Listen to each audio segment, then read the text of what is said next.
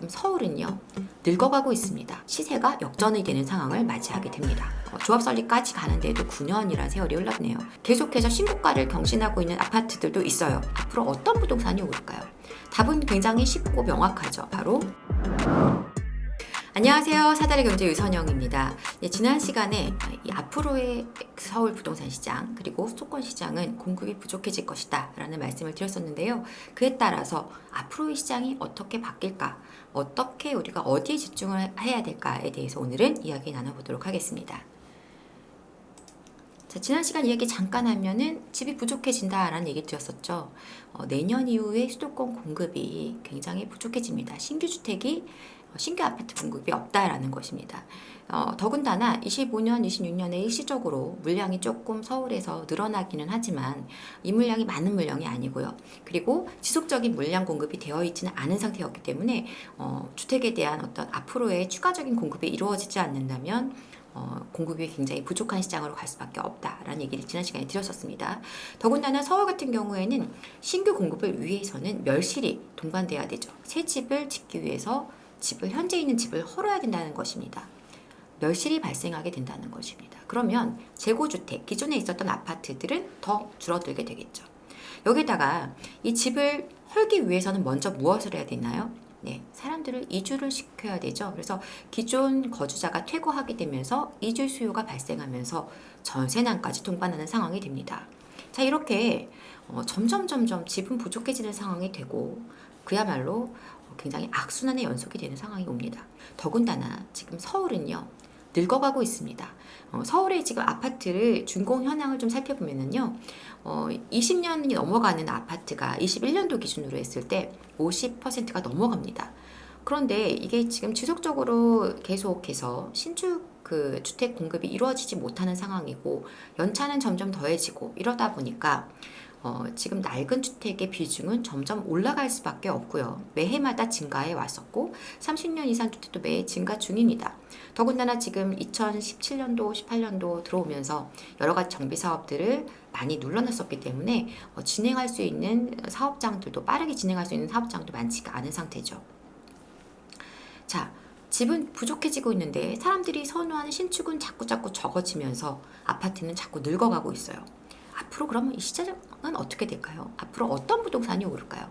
답은 굉장히 쉽고 명확하죠. 바로 신축 아파트가 앞으로 우리가 주목할 부동산이 되겠습니다. 여러분들도 신축 아파트 입주하는 아파트의 사전 점검에 동반해 보셨거나 아니면 이미 그 새 아파트 사시는 분들은 아시겠지만 새 아파트가 갖고 있는 매력이 참 많죠. 그래서 주거의 질에 대한 욕구는 점점 강해지고 있고 그리고 그에 따라서 확실한 상품성을 갖고 있는 신축 아파트에 대한 수요가 많이 몰리고 있습니다. 서울 같은 경우보다 이제 수도권 아파트들을 보시면은 신축 아파트가 가격 회복 탄력이 훨씬 더 빨랐다는 걸 여러분들도 알고 계실 텐데요.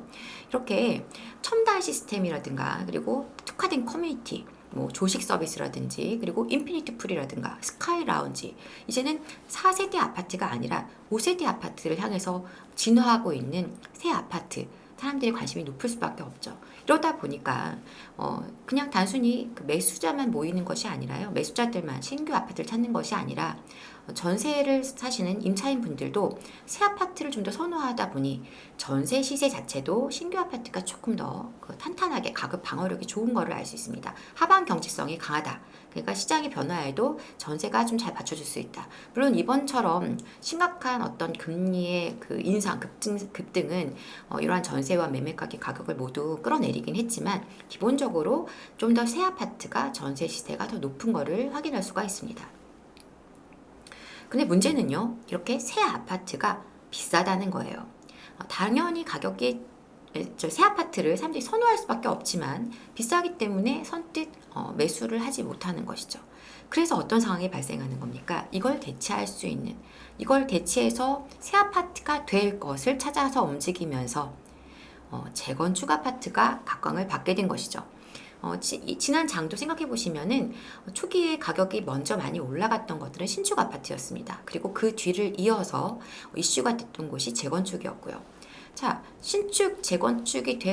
재건축될 아파트를 가고 싶지만 여기가 좀 비싸니까 좀 더 저렴한 곳을 찾아 움직인다면 바로 재개발로 가게 됩니다.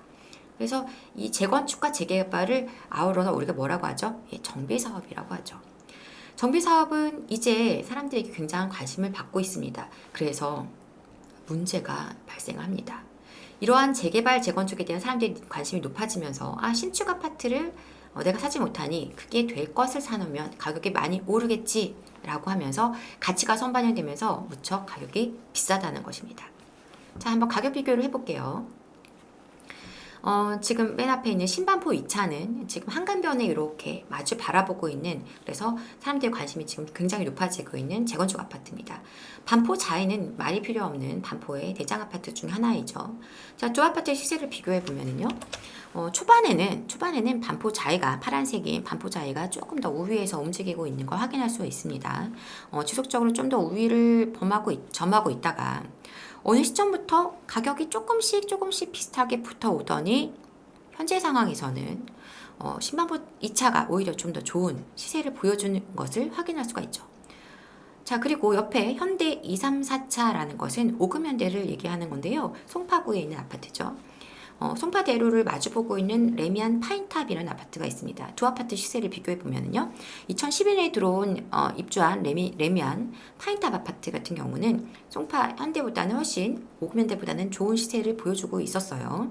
그런데 거의 이제 2021년이 넘어가면서 시세가 역전이 되는 상황을 맞이하게 됩니다. 네, 현대가 더 좋은 시세를 보여주죠. 물론 이제 시장이 이렇게 지금 하락을 하면서 조정을 많이 받기는 했지만 이렇게 크게 역전할 수 있었던 것은 오금현대가 재건축 아파트이기 때문입니다. 자, 다음을 볼까요? 동부권의 강자라고 할 수 있는 미미삼과 그리고 그랑빌 아파트, 네, 둘 다 그 동부간선도로에 접하고 있으면서 광우대 역세권 개발 사업에 수혜를 볼 수 있는 미미삼이라고 우리가 칭하는 이제 시형 아파트고요, 월계 시형 아파트라고 할 수 있고요. 그랑빌 아파트는 또 3,000세대 정도 대단지 아파트이다 보니까 역세권이다 보니 사람들의 관심을 많이 받고 있었고 주변에 그런 여러 가지 개발 호재에 따라서 시세가 같이 상승했던 아파트라고 할 수 있습니다. 자, 그런데 이 두 아파트를 비교를 해보면 이 그랑빌이 좀 더 우위에서 움직이는 걸 볼 수가 있습니다. 그런데 어느 순간부터 똑같은 일이 발생합니다. 역전이 돼버리죠. 미미삼이 훨씬 더 높은 시세를 보여주고요. 현재도 조금 더 시세가 높게 형성되어 있습니다. 자, 그리고 옆에 지금 맨션 2차는 3위 끓인 아파트, 3위 끓인 2차라고 해서 강동구에 이제 재건축할 수 있는 아파트입니다. 이곳과 강동 롯데캐슬 퍼스트, 네, 2009년에 입주해서 대규모 단지로 먼저 새롭게 세단장을 한 아파트인데요. 두 아파트를 시세를 비교해 보면은 압도적으로 롯데캐슬 퍼스트가 더 좋은 시세를 보여줬었습니다. 그래서 파란색이 훨씬 우위에서 움직이다가 꽤 오랜 시간 그렇게 해오다가 21년 정도쯤부터는 시세가 약간 역전되는 듯한 모습까지도 보여줄 만큼 이 3위 끓인 2차의 반등이 컸었던 걸 확인할 수가 있습니다. 물론 지금 조정장을 맞으면서 시세가 많이 하락했다가 다시 회복하는 추세이긴 한데요. 이거 역시 재건축 아파트가 아니라면 이렇게 가격을 크게 위로 끌어올리기가 쉽지 않죠. 자, 이렇게 두 아파트를 보셔도 재건축을 하는 아파트는 그 기대감으로 인해서 어느 시점부터 가격이 많이 오르는구나, 신축보다 시세가 밑에 있었던 것들이 역전이 되는구나, 이런 걸 확인할 수가 있는데요. 근데 문제가 있는 거예요. 뭐가 있냐? 우리가 재건축할 거야, 재개발할 거야 이렇게 기대하는 이러한 아파트나 어떤 부동산들이 생각보다는 시간이 오래 걸린다는 것입니다. 자, 지금 앞에서 보여드렸던 두 단지들을 다시 한번 보여드리면 신반포 2차, 지금 시세가 오히려 반포자이보다 조금 더 우위에서 움직이는 듯한 이 아파트, 2003년에 추진위가 이미 승인이 됐습니다. 그런데 조합 설립은 2020년에서야 이루어졌습니다.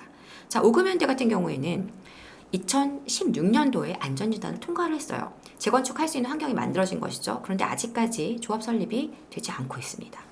자, 미미삼 마찬가지입니다. 미미삼 같은 경우에도 2023년도에야 안전진단이 통과가 됩니다. 그만큼 진행이 앞으로도 갈 길이 멀다라는 것이죠. 3위 끓인 맨션 2차, 여기도 2021년에야 조합 설립 인가가 납니다. 물론 여기는 아주 오래전부터 2003년부터 재건축이 얘기가 계속 있었던 곳이에요. 그런데 2021년도에야 조합 설립 인가가 됐습니다. 자, 이렇게 지금 보시는 것처럼 우리가 흔히 알고 어느 정도 사람들이 관심권에 들어가 있는 재건축 아파트들도 상당히 지금 속도가 진행이 아직도 초입부라는 걸 알 수 있고요. 좀 더 다양하게 볼게요. 한남뉴타운 상구역, 한남뉴타운이야 여러분들이 모두 다 잘 아시는 재개발의 강자인데요. 여기도 사실상 그 뉴타운으로 지정됐던 거는 이미 2003년의 일이었습니다. 그런데 이 중에서도 3구역, 가장 속도가 빠른 3구역이 최근에야 관리처분 인가를 받았죠. 나머지 2, 4, 5구역은 아직까지 갈 길이 멀고요. 1구역은 해제가 돼서 다시 다른 방식으로 재개발을 진행을 하고 있습니다. 자, 그 외에 노량진 뉴타운도요. 제가 항상 참 좋게 말씀드리고 있는 지역이지만 여기 역시 2003년 뉴타운 지정이 된 이후에 아직까지 신규로 입주한 아파트가 단 하나도 없습니다. 2구역과 지금 6구역이 그리고 8구역의 관리처분 인가를 받은 상태인데요. 앞으로 다른 구역들도 함께 이게 사업이 완성되려면 시간이 상당히 걸릴 수밖에 없겠죠. 자, 그 외에 고덕 레미안 힐스테이트 고레힐이라고 하는 아파트는 고덕 시형 아파트 재건축한 건데요. 이미 우리는 새 아파트를 만나는 아파트입니다. 얘는 언제부터 사업이 진행됐을까? 2003년에 추진위가 설립이 됐고요. 그리고 2009년에 조합 설립 인가가 났고요. 그리고 2016년에 준공이 됐습니다. 비교적 빨리 진행이 된 아파트인데도 지금 시간을 따져보면 13년의 시간이 필요했던 그런 상황이었고요. 그 외에 헬리오시티를 보시면 가락시형 아파트죠. 여기는 이미 1997년도에 재건축을 추진을 했었습니다. 97년도니까요. 시간이 굉장히 오래전이죠. 그런데 2003년에 조합 설립 인가가 난 이후에 2018년도에 준공이 됐습니다. 무려 21년이라는 시간이 필요했었던 그런 사업장이었죠. 물론 지금 완성되고 나니까 너무나 좋지만 초기에 들어가셨던 분들은 상당히 오랜 시간을 기다려야 했던 그러한 아파트입니다.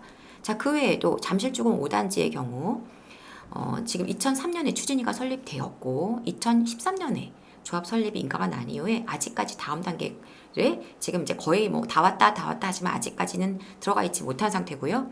또한 성수 전략정비구역 한강변이라는 굉장한 메리트를 갖고 있는 이곳 역시 지금 2009년에 추진위가 설립되고 나서 2017년에야 조합 설립 인가가 났습니다. 거의 한 조합 설립까지 가는데도 9년이라는 세월이 흘렀네요. 그러니까 앞으로 갈 길은 상당히 또 시간이 필요하다라는 것입니다. 이렇게 사업은 입지는 좋은데 시간이 많이 걸린다는 어떤 단점이 있다 보니까 점점 선택이 어려워지는 상황이 되죠. 그럼 대체 어떡하란 말이야? 제가 좀 더 명확하게 전략을 말씀드리겠습니다. 우선 지금 당장 신축이 될 아파트, 신축이 된 거를 선택하기 위한 가장 좋은 방법은요. 아무래도 우리가 새 아파트를 그냥 받는 겁니다. 바로 청약이라는 걸 통해서 신축 아파트를 받을 수 있죠. 그래서 여러분들이 지금 청약의 기회가 있다면 이거는 잡으시는 게 좋아요.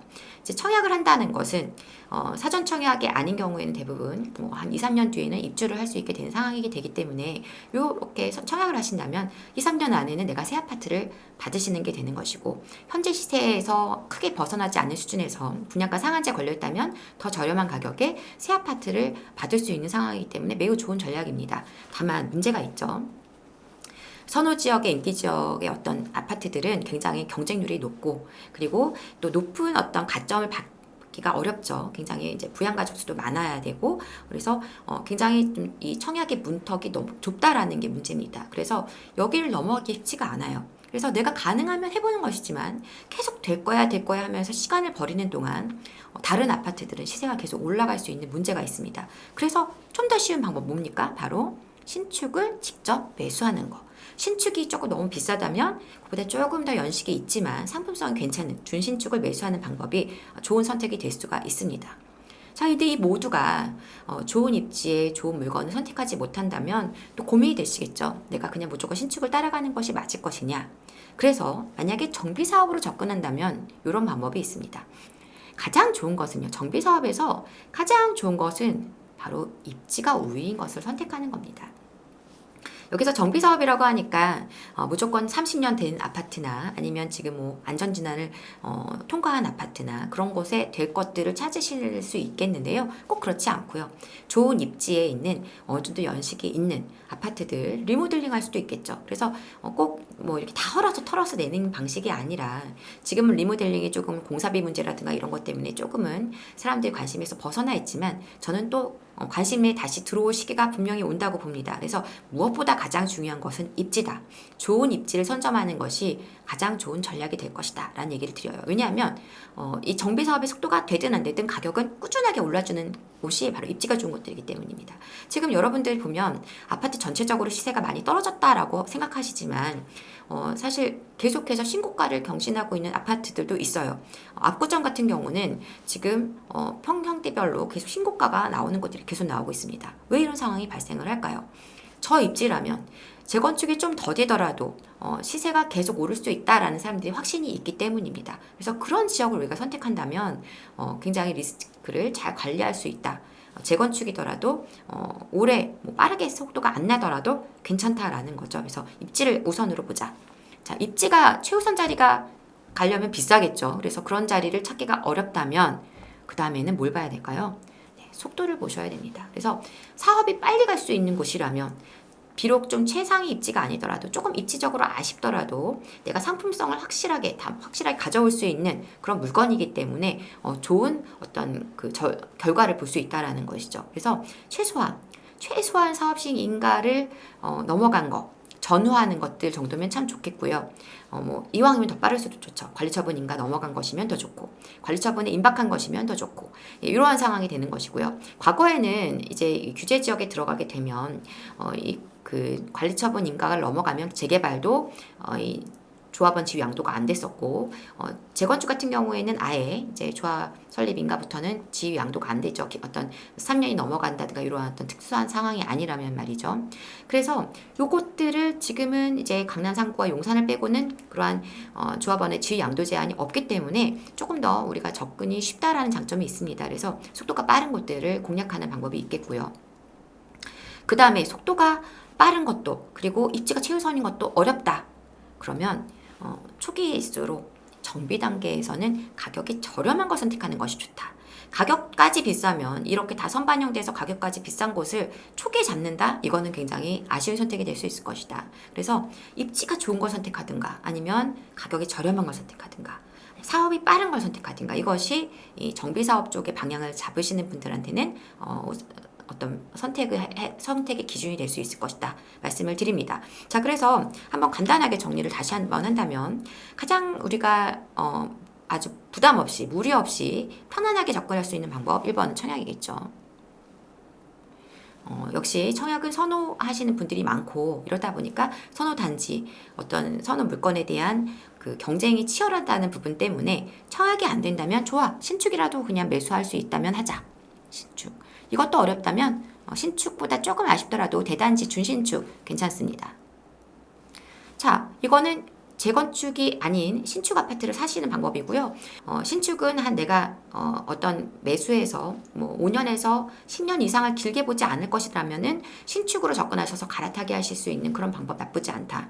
자, 근데 내가 신축 말고는 좀 10년 이상을 바라보는 장기 투자로 생각하고 있다. 라면 그때는 재건축 보시는 겁니다.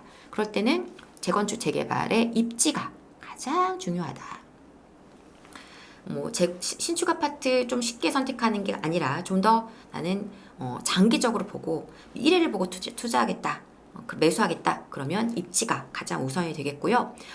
좋은 입지 선택할 수 없다. 속도가 빠른 거 잡으시면 돼요. 속도가 빠른 거. 자, 속도가 빠른 것도 나는 부담스럽다. 자금적으로 힘들다. 그러면 가격이 저렴한데 이제 시작하는 거. 그거를 선택하시면 됩니다. 그래서 제가 이렇게 대략 6단계 정도로 이렇게 나눠봤는데요. 이 틀 안에서 내가 지금 어디에 속할 수 있는가, 내 자금이 어디까지가 가능한가에 따라서 방향을 선택하시면 될 것 같습니다.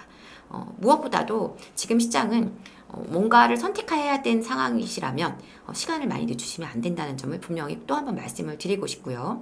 자, 그러면 이렇게 전체적인 틀을 말씀을 드렸지만 그럼 어디에서 사야 될까? 어느 입지를 선택해야 될까?